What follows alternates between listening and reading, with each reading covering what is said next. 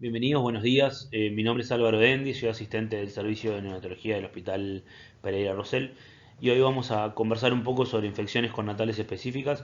Dentro de ellas vamos a hablar de toxoplasmosis y de citomegalovirus. Hay varias más, pero bueno, nosotros nos vamos a centrar hoy en estas dos. Toxoplasmosis en la embarazada, entonces, el microorganismo responsable de la infección es el Toxoplasma gondii. Existen a nivel mundial, por lo menos de distribución geográfica amplia, dos tipos, el tipo 1 y el tipo 2. Existen en regiones selváticas otros serotipos de Toxoplasma gondii, pero rara vez son una causa, por lo menos frecuente, de infección en el humano y particularmente en la embarazada. El 50% de las embarazadas que cursan una infección por toxoplasmosis son asintomáticas, el otro 50% habitualmente presenta síntomas muy inespecíficos de tipo toxoinfeccioso, pueden presentar fiebre, poliadenomegalias que se tienden a resolver espontáneamente en el curso de unos pocos días a semanas. Eh, Durante el embarazo, en el Uruguay está estandarizada la realización de screening para toxoplasmosis, buscando inmunoglobulina G e inmunoglobulina M en el primer trimestre y eventualmente en el tercer trimestre, y pudiendo así hacer una detección precoz de la posibilidad de una toxoplasmosis que pudiera afectar al feto y posterior recién nacido. Sobre la derecha tiene una imagen del CDC donde voy a activar el puntero láser, donde podemos ver el ciclo vital del Toxoplasma gondii, ¿verdad? Eh, el gato tiene quistes cuando está infectado en sus deposiciones que posteriormente pueden pasar a la alimentación del ser humano, ¿verdad? Tenemos los huéspedes, digamos, habituales donde está el toxoplasma, que son ingeridos por el gato. El toxoplasma está presente en los tejidos de estos animales, ratas o aves, que son ingeridos por el gato. El gato luego, a través de su materia fecal, libera los ooquistes y estos ooquistes pueden terminar, entonces, como mencionábamos, en el alimento del ser humano. Ya sea porque no hay un adecuado lavado de manos cuando se higieniza el lugar donde descansa el felino, o porque los ooquistes están presentes en las frutas, las verduras que deberían ser lavadas adecuadamente. También existe la posibilidad, ya que pueden ser también huéspedes accidentales, digamos, que en la carne, ya sea de cerdo o de cordero, en el propio músculo esté presente el ooquiste y eso lleve a que el humano también pueda infectarse. Entonces, como para recapitular rápidamente, existen múltiples posibilidades a través de las cuales el ser humano puede entrar en contacto con la toxoplasmosis. Lo más frecuente es que sea a través de los alimentos y no a través del cuidado de animales domésticos, como durante mucho tiempo se creyó, y tiene que ver con la ingestión de los ovoquistes que puedan estar en las frutas y verduras mal lavadas o en carne que estuviera poco cocida. Entonces hablábamos un poco del tema del screening en el primer trimestre y en el tercer trimestre, ¿verdad?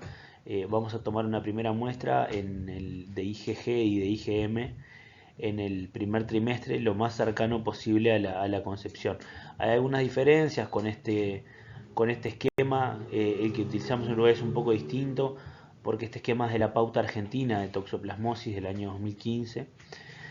Pero bueno, en definitiva, nosotros lo que hacemos es tomamos una muestra de IgG y una muestra de IgM, ¿tá? Y con eso nosotros determinamos si es una muestra positiva o una muestra negativa, ¿tá? Si es positiva, tanto IgG como IgM, nosotros vamos a continuar el estudio para determinar si la infección es actual o es pasada. Si nosotros detectamos que la inmunoglobulina G es positiva, pero la inmunoglobulina M es negativa, vamos a inferir que existe una infección pasada y que actualmente no hay riesgo de toxoplasmosis. Si bien desde el punto de vista teórico la infección por otro serotipo es posible, es sumamente infrecuente. Y nadie les va a preguntar si existe la reinfección por toxoplasmosis porque no es una cuestión que en nuestro país se vea.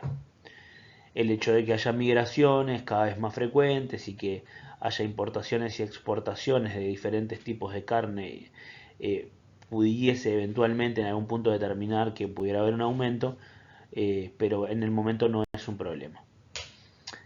Entonces, volviendo un poco a la raíz de lo que veníamos hablando, si tenemos IgG positiva e IgM negativa, interpretamos una infección pasada. Si tenemos IgG negativa e IgM negativa, vamos a interpretar que la paciente no tuvo contacto con toxoplasmosis y que por lo tanto hay una ausencia de infección, y vamos a recomendar medidas de prevención primaria y control trimestral hasta el parto como de rutina. En el Uruguay lo hacemos de esa manera, exactamente como está mostrado acá. En el caso que tengamos una IgG que sea positiva y una IgM que sea positiva, vamos a avanzar a determinar si se trata de una posible infección aguda o si se trata de una infección pasada. Para eso vamos a utilizar una cosa que se llama test de avidez. Sobre la izquierda acá van a ir viendo que yo les voy dejando en las diferentes diapositivas el lugar de donde sale la información para que ustedes lo puedan ir a buscar. Y cualquier cosa me pueden consultar a través de Eva para, sacarse algún tipo de duda. ¿tá? El test de avidez entonces lo que hace es permitir diferenciar entre infección reciente e infección pasada de acuerdo a lo que muestre de avidez la inmunoglobulina. ¿tá? Aquí sobre la izquierda la imagen que tenemos es los cambios en las diferentes inmunoglobulinas a medida que avanza la infección de toxoplasmosis. Nosotros vemos que la IgG se mantiene, aumenta alrededor de la primera segunda semana, llega a un pico que posteriormente desciende y mantiene una meseta a largo aliento. Contrario a lo que pasa con la concentración de inmunoglobulina G, la avidez al principio es baja y luego va aumentando rápidamente, determinando que las pocas inmunoglobulinas que hay, porque son cada vez menos, puedan actuar de forma más eficaz. Y luego podemos observar los diferentes patrones, los diferentes tipos de inmunoglobulina. La M ven que tiene un pico alto al principio y que luego va disminuyendo y puede mantenerse hasta los 2 años como positiva. Entonces, como verán, hay un punto en el cual vamos a tener las dos positivas. Ese punto es muy prolongado porque es durante todo este periodo y nosotros tenemos que determinar si la infección es pasada o si es reciente para valorar el riesgo de que el recién nacido esté infectado.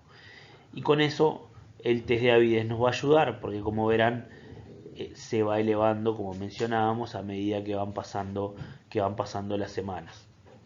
¿Cómo funciona el test de avidez? Lo dejamos acá sobre la derecha. Es relativamente sencillo. Existe una forma de desnaturalizar, utilizando urea, de desnaturalizar la unión antígeno-anticuerpo. Cuando hay una baja avidez, es decir, que la unión no es tan estable, se desnaturaliza con la prueba de urea. Y sin embargo, cuando hay una alta avidez, a pesar de que nosotros utilicemos la prueba de urea, no se va a separar la unión antígeno-anticuerpo. Esto no se lo van a preguntar, simplemente es para que vean cómo funciona un poco el estudio. Otras valoraciones que vamos a tener que hacer en la madre es el seguimiento ecográfico. El seguimiento ecográfico va a determinar, por un lado, el riesgo que tiene el recién nacido de estar afectado y la presencia de alteraciones específicas, y por otro lado, la necesidad de tratamiento y eventualmente ajuste de tratamiento. En muchos países se utiliza hacer una PCR en líquido amniótico para detectar ADN del toxoplasma. En Uruguay no es algo que se haga de rutina, Lo que sí se hace de forma rutinaria es el análisis de la anatomía patológica de la placenta para poder observar cambios que sugieran la presencia del toxoplasma o la visualización directa del toxoplasma en la placenta. Entonces, una tabla de propuesta de tratamiento materno, ¿verdad? El tratamiento materno inicialmente se va a empezar con espiramicina, cuando si se confirma la infección y que la infección es reciente, va a comenzar con espiramicina. La espiramicina es un macrólido y lo que tiene como función principal es evitar el pasaje transplacentario de toxoplasma. Entonces, además tiene la virtud de no ser teratogénica, entonces se puede utilizar en el primer trimestre. El tratamiento vamos a empezarlo con espiramicina. Bueno, los ginecólogos, en realidad los obstetras lo van a empezar con espiramicina. No hace falta que sepan las dosis, simplemente que conozcan un poco los fármacos que utilizamos.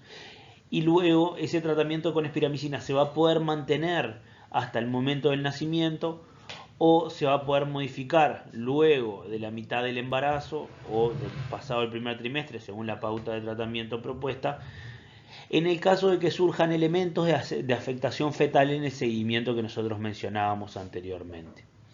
Entonces, si surgen elementos de afectación fetal, el tratamiento para poder tratar también al feto va a ser con pirimetamina y sulfadiazina y con una suplementación con ácido folínico, porque estas dos anteriores afectan el metabolismo del ácido fólico y es necesario el ácido fólico obviamente por múltiples funciones, incluyendo en el feto, ¿verdad? No solamente en la madre. Entonces se va a hacer un tratamiento con estos dos antibióticos y con ácido folínico. Esta es otra pauta de tratamiento que me parece que es un poco más clara porque nos habla también de plazos. Nuevamente, no hace falta que sepan las dosis. Esta pauta es de la Academia Americana de Pediatría y está tomada del libro Remington, que está la imagen sobre la derecha también, si ustedes quieren ir a consultarlo, y está disponible en la biblioteca de la cátedra. Y plantea que bueno, que se va a comenzar el tratamiento con espiramicina cuando en infección materna por toxoplasma sin evidencia de daño fetal. Vieron que es mucho más claro el protocolo, digamos, y la duración va a ser hasta el término o hasta que exista una documentación de afectación fetal. Y en el caso de que exista una infección fetal documentada, y ahí también habla, según el momento en el que se haga el diagnóstico, luego de las 12 o 18 o 20 semanas, existen otras pautas, se va a empezar el tratamiento con pirimetamina, sulfadiazina y ácido folínico, y eso se va a hacer hasta el término también. O sea que bueno, ahí ya les dejé dos pautas diferentes de posibilidades de tratamiento materno como para tener en cuenta. En el recién nacido, entonces, ¿con qué nos vamos a encontrar? Y bueno, yo lo primero que quería mostrarles eran estas gráficas. Puede ser un poco árida de ver así nomás, ¿no? También son tomadas del libro Remington and Klein de enfermedades infecciosas que les mencionaba hoy. La primera, sobre la izquierda, es la probabilidad de contraer la infección por parte del recién nacido. Y abajo van a ver en abscisas, que es la edad gestacional al momento de la seroconversión. Entonces, lo que es importante destacar es, a medida que avanza el embarazo, aumenta el riesgo de infectarse por parte del feto. Al principio es bajo y al final es alto. Y sobre la derecha van a ver que está el riesgo de lesiones, el riesgo de que haya afectaciones en el feto. Van a ver arriba, es un estudio con un N de 473 pacientes y tenemos probabilidad de lesiones intracraneanas en ordenadas y la edad gestacional de la seroconversión en abscisas, y van a ver cómo cuanto más precozmente se afecta al recién nacido, más probabilidad hay de que existan afectaciones, en este caso intracraneanas. Entonces, a medida que va avanzando la gestación, esa probabilidad de tener lesiones va disminuyendo. Entonces nos encontramos con una gráfica cruzada donde a medida que aumenta la gestación aumenta el riesgo de infección, pero que a medida que que avanza la gestación disminuye el riesgo de tener lesiones. ¿Tá? Algo que escapa a esta regla es el riesgo de tener afectaciones oculares en el recién nacido que fue afectado fetalmente por el Toxoplasma gondii. En este caso se mantienen estables y de hecho tienen una caída muy baja, pero que esencialmente se mantienen estables durante toda la gestación. Por eso adquiere particular importancia la afectación ocular de la toxoplasmosis, porque independientemente del momento en el cual el paciente se ve afectado, es el riesgo que tiene es igual. Entonces es un elemento como de particular importancia. ¿Qué síntomas puede presentar el recién nacido y qué abordaje se debe hacer? Entonces, puse un pequeño resumencito sobre la izquierda. Nuevamente abajo a la izquierda tienen el lugar de donde salió. Ese libro también está disponible en la cátedra o me lo pueden pedir a mí sin problema. Eh, Pueden aparecer afectaciones neurológicas y el desarrollo del sistema nervioso central, afectaciones oculares como mencionábamos, afectación de la médula ósea y de la hematopoiesis y afectación hepática. También existen otros síntomas y signos que pueden estar presentes pero con menor frecuencia.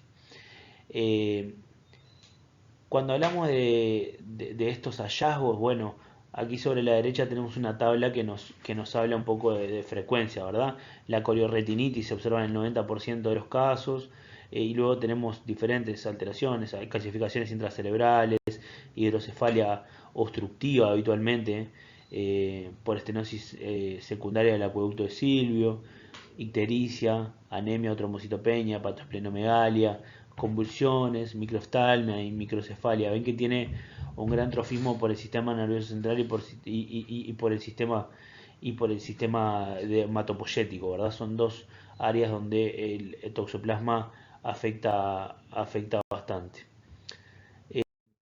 Nosotros lo que vamos a hacer, esto nuevamente está tomado del libro de Neonatal Infections de Cantley, es un excelente libro, y acá vamos a ver cómo se va a estudiar este paciente.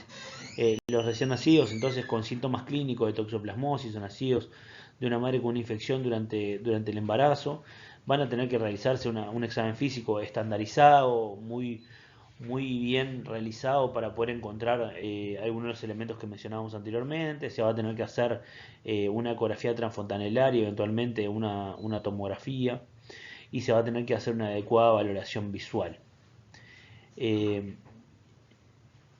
Si la madre fue IgG positiva, vamos a tener que estudiar al niño, ¿tá? Vamos a tener que estudiarlo siempre. ¿Y de qué manera se va a estudiar digamos, lo etiopatogénico, digamos, el origen?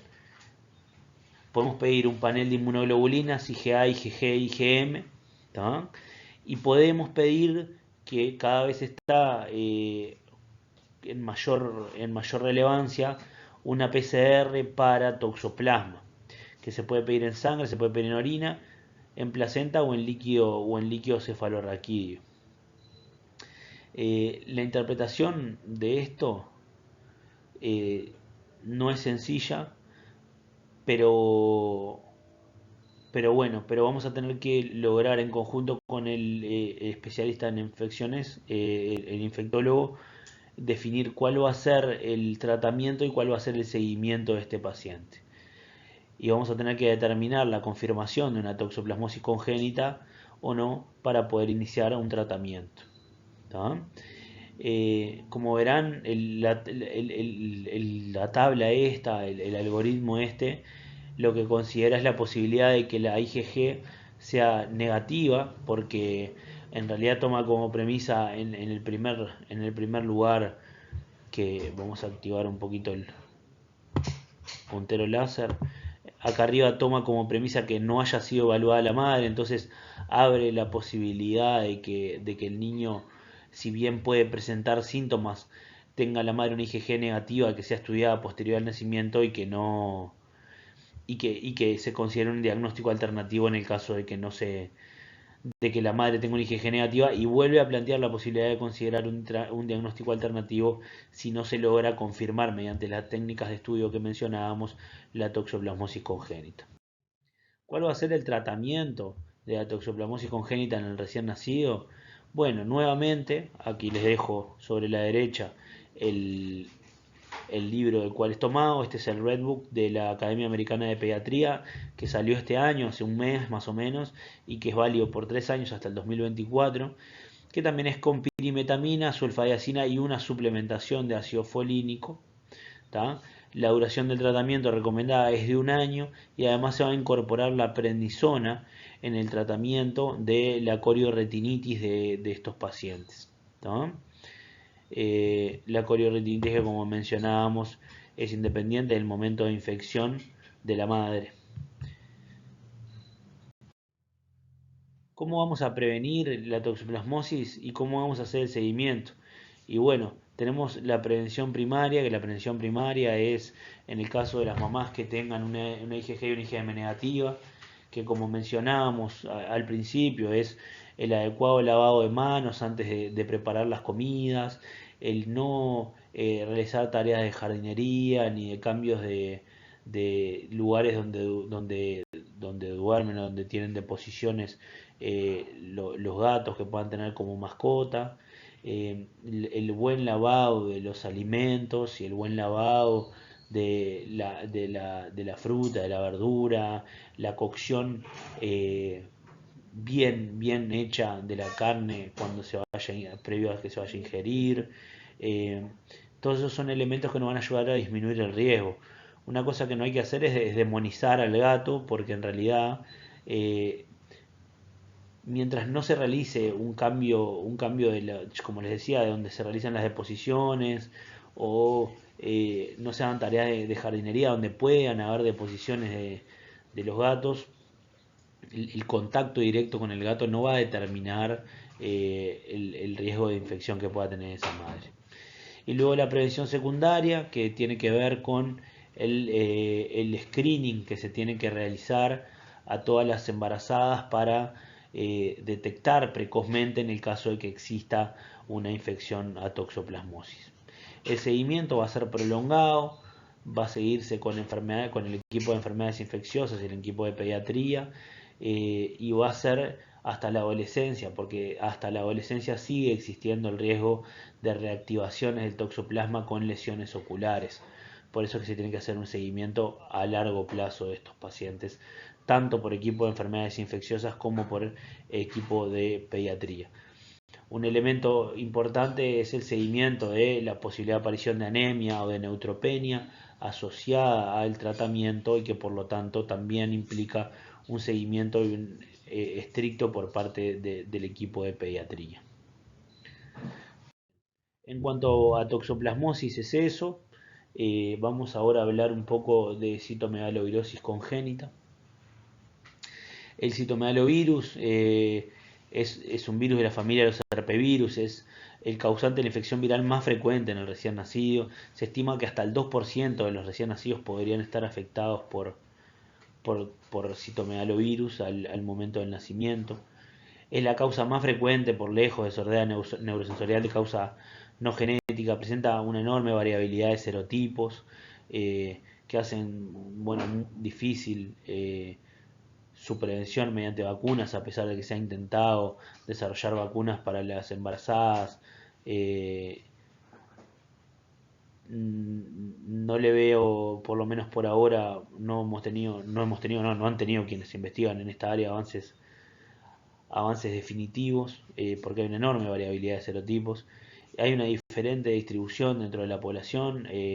Las personas con un menor poder adquisitivo y con un nivel socioeconómico cultural deficitario tienen un mayor riesgo de adquirirlo a edades tempranas. Hay una diferencia estadísticamente significativa muy marcada en la adquisición entre quienes están en los deciles más bajos de ingreso y los que están en los deciles más altos, y eso también aumenta las posibilidades de transmisibilidad. Y la posibilidad de transmisibilidad también están aumentadas para ciertos grupos de riesgo, particularmente para maestras, maestras de jardín, y personal de enfermería, personal médico que trabajan con pacientes pediátricos que tienen posibilidad de estar infectados por citomegalovirus, porque su transmisión en la orina concentra muchísimo el citomegalovirus y por lo tanto determinan una alta tasa de transmisibilidad y sobrevive en superficies que estén contaminadas con esa harina durante largos periodos de tiempo. Entonces, estos grupos en particular que trabajan o que conviven con niños pequeños tienen una alta posibilidad de infectarse. Entonces, la importancia del diagnóstico prenatal en el citomegalovirus es diferente a la del el toxoplasma. No existe un estudio de screening estandarizado para las madres durante el embarazo. La serología materna, en el caso de la sospecha, el diagnóstico se puede pedir. Lo que sucede es que la infección hacia el feto se puede dar de varias maneras, ¿verdad? Se puede dar por una infección primaria, o sea, es la primera vez que entra en contacto la mamá con el citomegalovirus y eso determina una infección primaria en la madre y que pasa al recién nacido, que es el tipo de infección con mayor riesgo para el recién nacido. Se puede dar por una reactivación, es decir, una madre que tuvo citomegalovirus en algún momento, como ustedes saben, los herpevirus se alojan en los ganglios neurales y después cuando existen episodios de inmunodepresión pueden reactivarse y eventualmente determinar una viremia elevada y determinar la presencia de síntomas y la posibilidad en la embarazada de la infección de ese recién nacido, o puede ser por una reinfección, que es muy frecuente en el citomegalovirus, que es yo tuve un citomegalovirus y me infecto por uno nuevo, por un serotipo diferente. Entonces esto determina que bueno, que en realidad si la madre tuviese una IgG negativa y una IgM negativa, nos descarta la infección, la presencia de una IgG positiva con una IgM negativa, o la presencia, perdón, de las dos positivas o de una de ellas positiva, no nos descarta la posibilidad. Y para eso también a veces se utiliza el test de avidez para determinar la avidez que pueda llegar a tener esa inmunoglobulina G, pero también es algo un poco discutido. Hoy en día lo que está aceptado es que la serología materna no es un buen marcador para, para la infección por citomegalovirus, sobre todo por lo que tiene que ver con las reactivaciones. Entonces nos encontramos con patrones de inmunoglobulina G positiva con inmunoglobulina M negativa y sin embargo pacientes que están afectados. Una posibilidad es la punción del líquido amniótico para valorarlo por PCR. Esto tampoco se hace, igual que en el caso de toxoplasmosis, no se hace de forma estandarizada. Se puede hacer un seguimiento ecográfico prenatal que determine la presencia de efectos asociados a la infección por citomegalovirus y la detección precoz de esos efectos asociados. Se sugiere el estudio anatomopatológico de la placenta al momento del nacimiento. Y en cuanto al tratamiento de la infección en la madre, como les comentaba, no hay vacunas para prevenir aún el citomegalovirus y tampoco hay tratamientos que hayan demostrado eficacia suficiente y seguridad suficiente como para recomendarlo de forma estandarizada a las madres, o sea que hoy no hay un tratamiento específico de la infección en la madre y por ende del feto. Sobre la derecha dejé una tabla que surge de un estudio que hicimos en el hospital, una serie de casos de pacientes con infecciones sintomáticas a citomegalovirus. Hicimos un estudio de 10 años, encontramos 19 pacientes sintomáticos en el hospital. Los hallazgos prenatales no fueron frecuentes, de hecho la mayoría de los pacientes no presentaron alteraciones, 10 de los 19 pacientes, y luego las otras, bueno, predominó un poco la restricción de crecimiento. En 2 casos fue aislada, en el resto de los casos fue asociada a otros elementos. Alteraciones en el volumen de líquido amniótico, alteraciones en el sistema nervioso central, fueron un poco lo que se pudo observar. ¿Cómo se hace el diagnóstico postnatal en el recién nacido? Bueno, el diagnóstico postnatal se puede hacer a través de la técnica de PCR. La recomendación formal hoy es que se haga la PCR en orina o en saliva. Eh, Esa PCR tiene una alta sensibilidad y una alta especificidad para diagnosticar la infección por citomegalovirus con natal en las primeras 2 a 3 semanas de vida, idealmente en las primeras 2 semanas de vida. Si lo hacemos después de este periodo y nos da positivo, nosotros no podemos afirmar que se trate de una infección que sea adquirida de forma prenatal. PCR en sangre se puede hacer, pero tiene una menor sensibilidad y especificidad que la de orina y saliva. Por lo tanto, al ser una muestra invasiva y las otras no ser invasivas y tener un mejor rendimiento diagnóstico, la recomendación formal es hacerla en orina o en saliva. Algunos estudios han mostrado el riesgo de falsos positivos en saliva por la leche materna y la posibilidad que exista citomegalovirus en esa leche materna, pero bueno, en definitiva, los datos no sugieren que no sea lo contrario, sugieren que la realización en orina y en saliva muestra con una alta sensibilidad y una alta especificidad la presencia de citomegalovirus. En el caso que nos pasemos ese periodo de 2-3 semanas, lo que se puede hacer para intentar demostrar que se trata inequívocamente de una infección prenatal es la realización de una PCR en la sangre de cordón.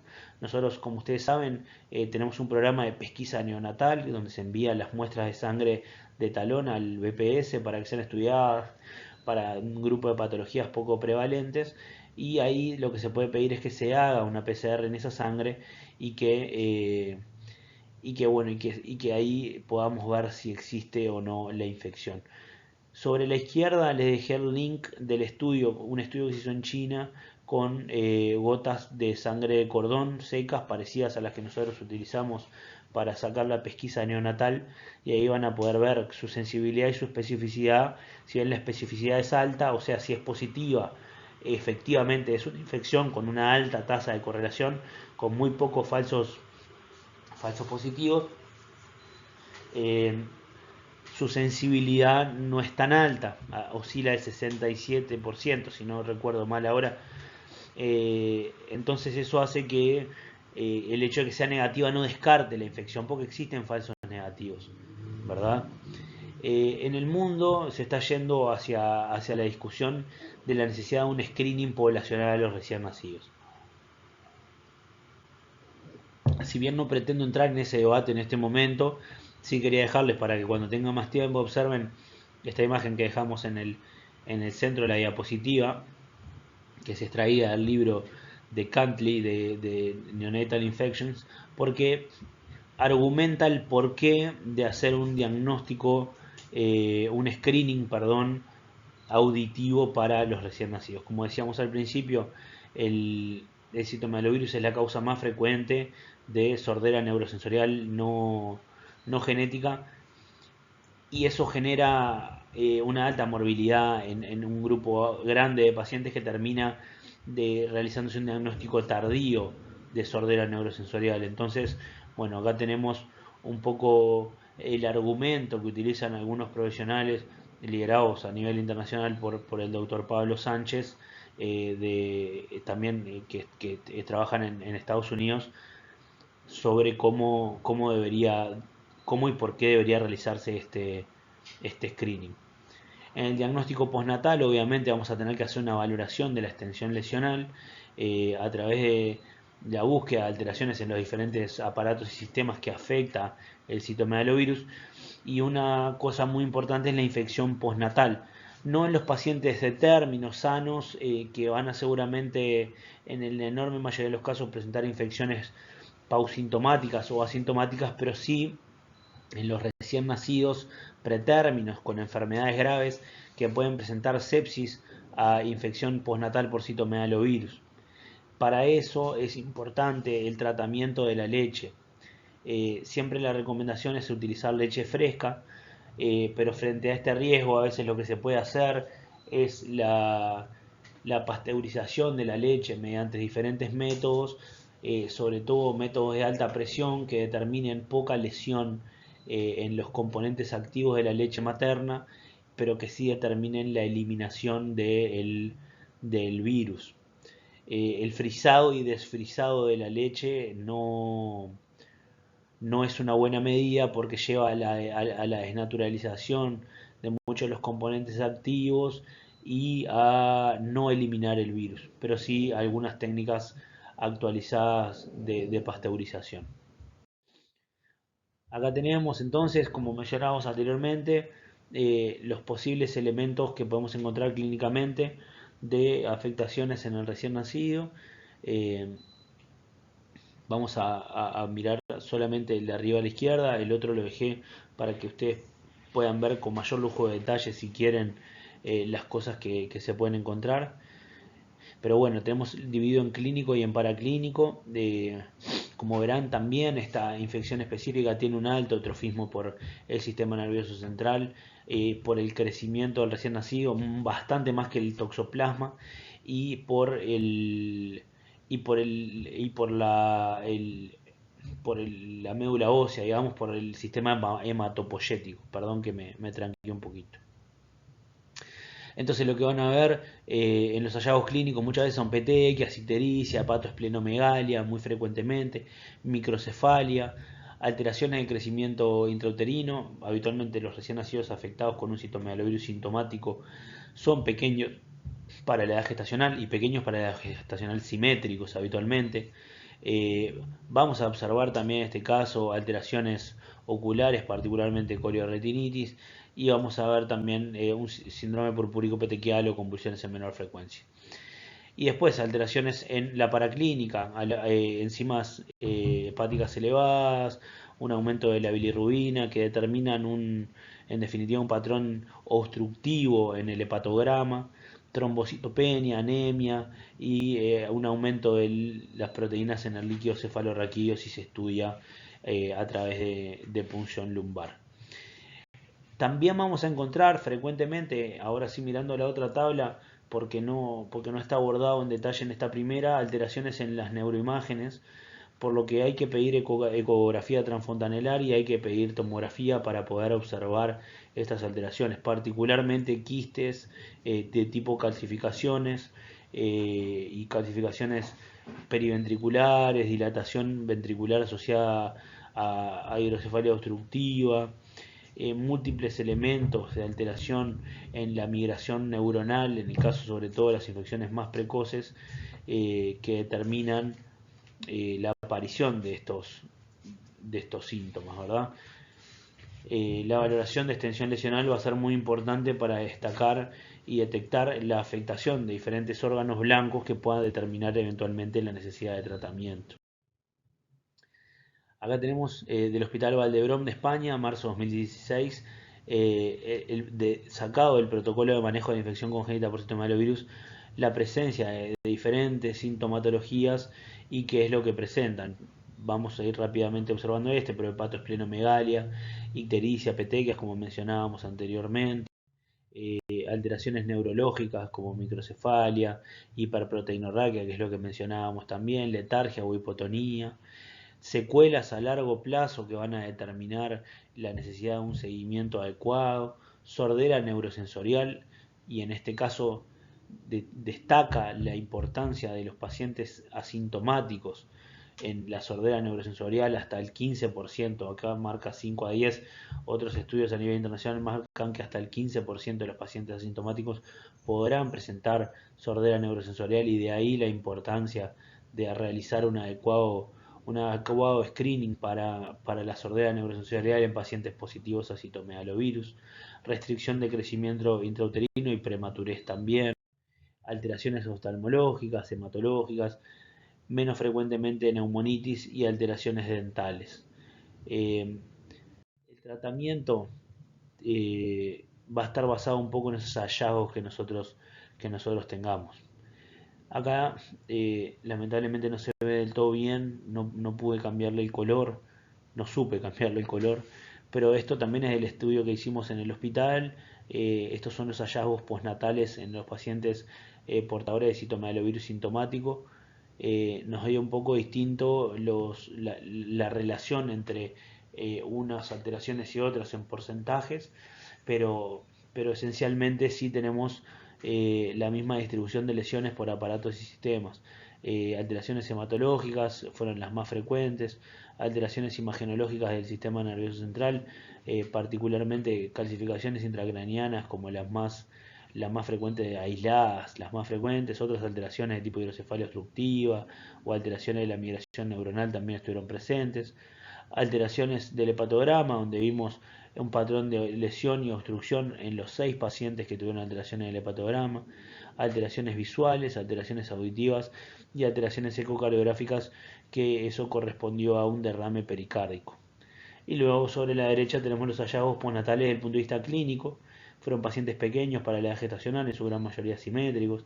10 presentaron microcefalia y luego otras alteraciones, petequias, visceromegalias, ictericia, dificultad respiratoria, manifestaciones neurológicas de tipo hiperexcitabilidad o convulsiones. Uno de los pacientes se presentó séptico y uno de los pacientes se presentó con anasarca, que fue el mismo paciente obviamente que presentaba derrame pericárdico. Si ustedes quieren consultar más sobre este trabajo, está disponible en internet.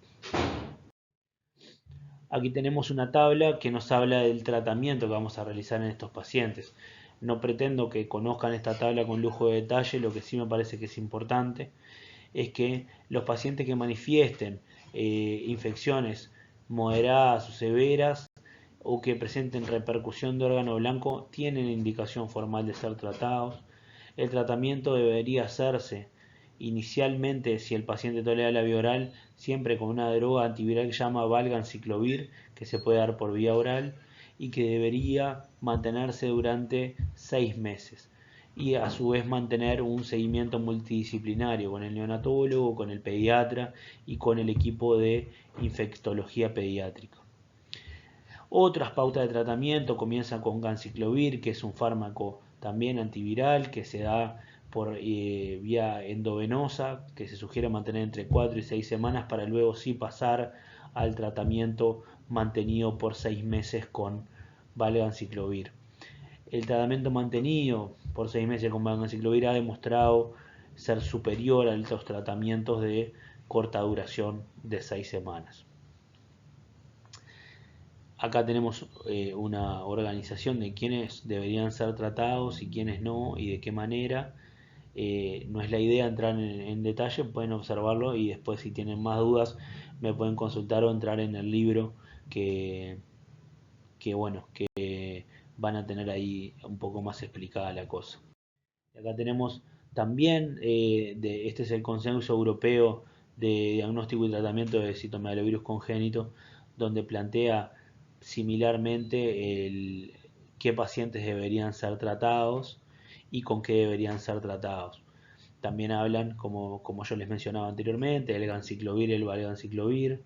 En el caso de los pacientes con alteración del sistema nervioso central, acá habla un poco más de la recomendación de ganciclovir sin ponerle un mínimo de 6 semanas, cuando después en otro tipo de afectaciones específicas que no son de tipo de afectación exclusiva del sistema nervioso central, sino que son más de tipo generalizado o sepsis, se recomienda el uso de ganciclovir durante 6 semanas y posteriormente el mantenimiento de valganciclovir por 6 meses, pero no vale la pena entrar en eso. Yo creo que lo que ustedes tienen que conocer es que el citomegalovirus tiene tratamiento, que ese tratamiento se puede hacer con antivirales y que el tratamiento durante un tiempo prolongado con valganciclovir tiene evidencia suficiente para ser recomendado por sobre el tratamiento a corto plazo.